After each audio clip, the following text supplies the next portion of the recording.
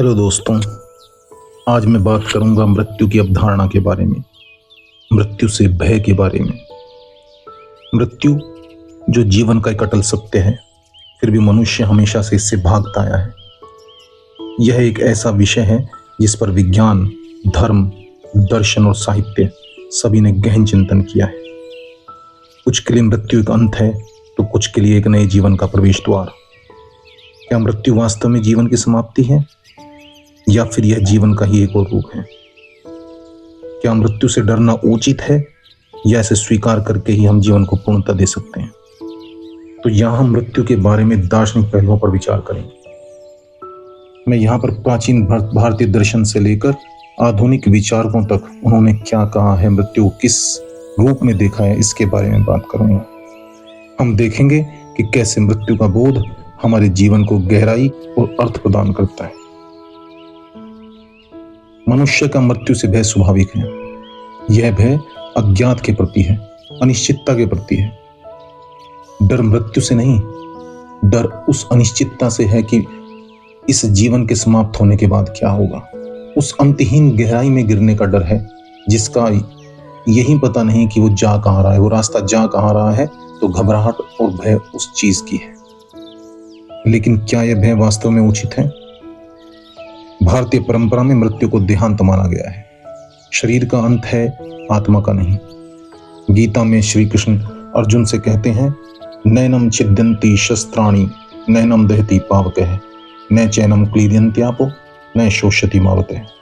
मतलब इस आत्मा को न तो शस्त्र काट सकते हैं, न आग जला सकती है, न जल गीला कर सकता है, और न ही वायु सुखा सकती।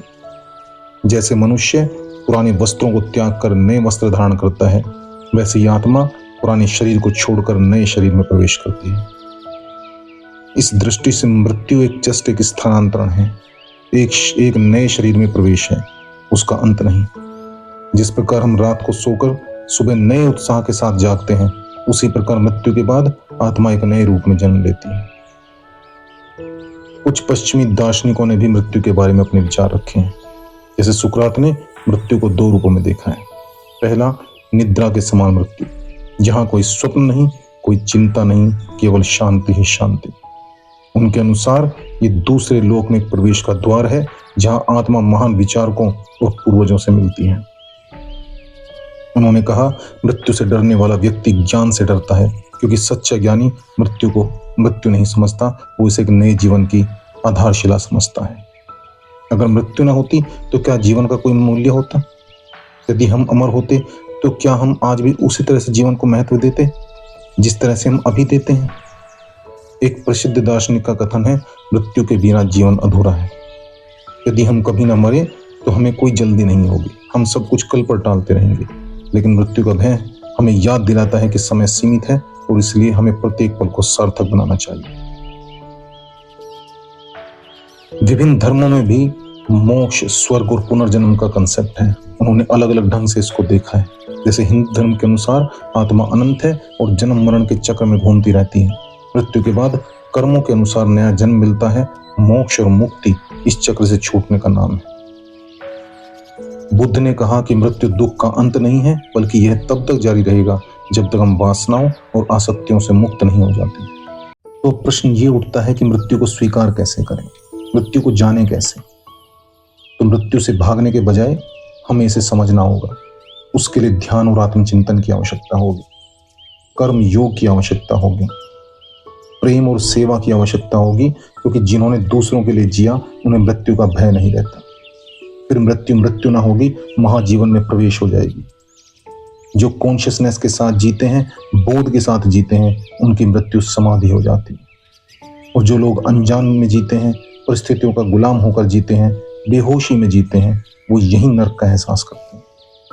जीवन क्या है कभी जान नहीं पाते, कभी जी नहीं पाते। हम बस दूसरों को देखकर जीते हैं, उनका अनुसरण करते हैं। दुनिया तो एक भीड़ की तरह है, भेड़ चाल में चलती है और तुमसे भी यही अपेक्षा रखती है, यही चाहती है कि तुम भी उनमें शामिल हो जाओ और भेड़ों की भांति जियो। पर ये तुम्हारा उत्तरदायित्व है कि तुम जीवन को जानो। जैसे ही जीवन की अवधारणा समझ आएगी, मृत्यु का भय समाप्त हो जाएगा। जैसे ही होश आया, तुम समाज से अलग थलग महसूस करने लगोगे। तुम पहली बार स्वयं हो जाते हो, और स्वयं होना समाज के लिए क्रांति है, क्योंकि समाज का नियंत्रण तुम पर कम होने लगेगा, या यूं कहें कि समाप्त होने लगेगा। वो तुम पर काबू न रख पाएंगे, पर कल वही लोग तुम्हारे जीवन की शांति को देखकर तुम्हारा अनुसरण करने लगेंगे। तो मृत्यु भय की चीज नहीं, बस जीवन को जीने की अभिव्यक्ति है। जिस दिन तुम जीवन को जान लोगे, मृत्यु को भी जान लोगे। तो आज के लिए बस इतना ही। जल्द ही कुछ नए विचारों के साथ आपसे मुलाकात होगी। धन्यवाद।